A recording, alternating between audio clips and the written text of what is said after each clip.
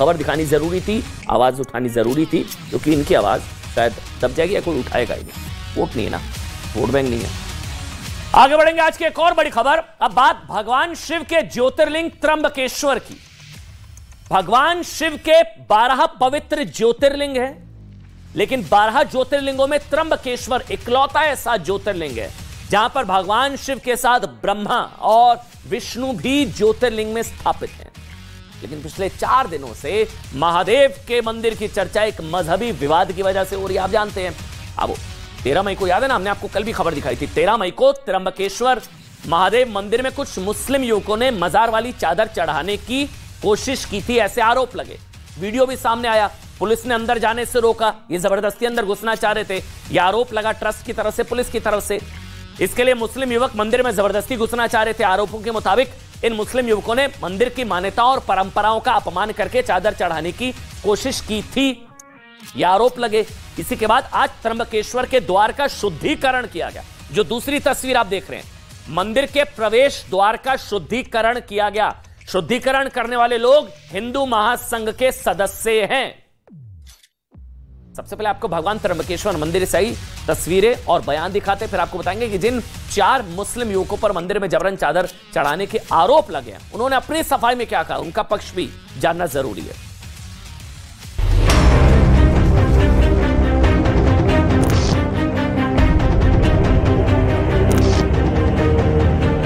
हिंदू धर्म परंपरा प्रथाओं से नहीं चलता है, शास्त्र से चलता है। शास्त्र वाक्यम प्रमाणम, और शास्त्र में अन्य धर्मियों का यहाँ पे प्रवेश सदा सर्वदा निषिद्ध है। हमेशा मंदिरों को टारगेट किया जाता है, मंदिरों में इफ्तार पार्टी की जाती है, पर किसी भी मस्जिद में रुद्राभिषेक हुआ है क्या?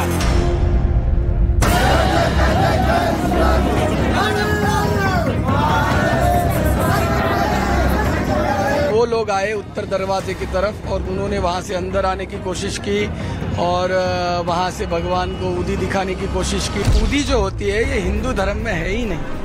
हिंदू धर्म में गुगुल दिखाया जाता है भगवान को, ऊदी नहीं दिखाई जाती है।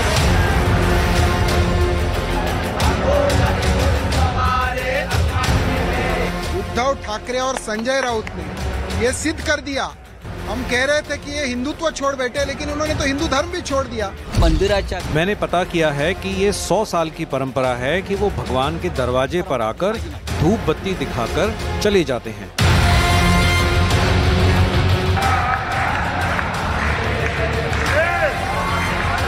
क्योंकि ये कुंभ का स्थान है, यहाँ पर कुछ प्राचीन परंपराएं हैं, उन परंपराओं का निर्वाहन करना भी धर्म है, क्योंकि धर्म मर्यादा का नाम है। और मर्यादा अगर पालन नहीं होगी तो दोनों तरफ से तकलीफ ही तकलीफ होगी। कहीं पर भी जातीय तनाव ना निर्माण हो, इसलिए सभी समाज के लोगों ने आगे बढ़कर सहयोग करने की आवश्यकता है।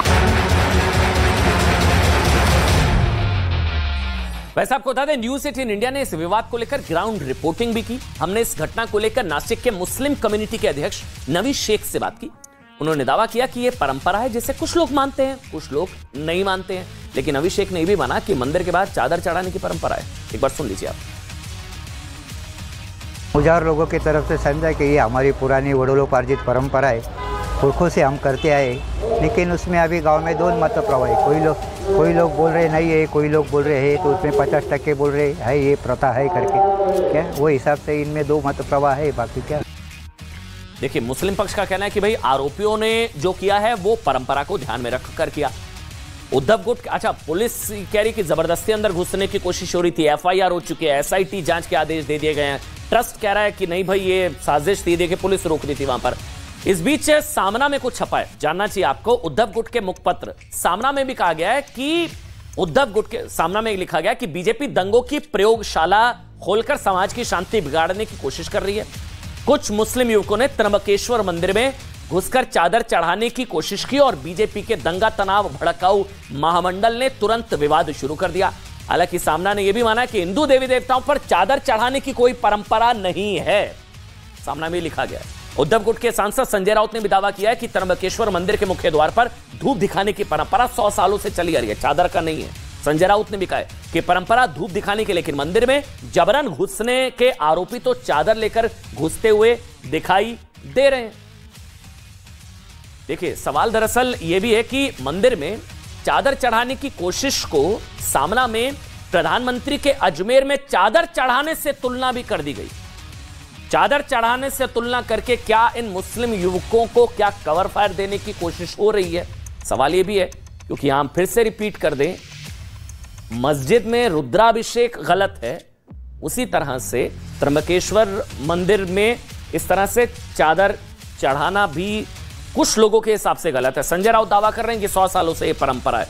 दोनों पक्ष हैं एक तरीके से, मंदिर के बाहर धूप भी और चादर वाली परंपरा 100 सालों से चली आ रही है। चलिए अब जाते जाते आज का इतिहास एक बार आपको बता देते हैं। देखिए, आज का दिन जो है वो दुनिया की पहली वैक्सीन बनाने वाले एडवर्ड जेनर को याद करने का दिन है। पहली वैक्सीन बनाने वाले, आज से 274 साल पहले 1749 में एडवर्ड जेनर का जन्म इंग्लैंड में हुआ था, जिन्होंने चेचक जैसी संक्रामक बीमारी के लिए टीका बनाया था। उस समय चेचक एक बहुत ही गंभीर और जानलेवा बीमारी थी, जिसमें संक्रमित बच्चों में मृत्यु दर 80% थी।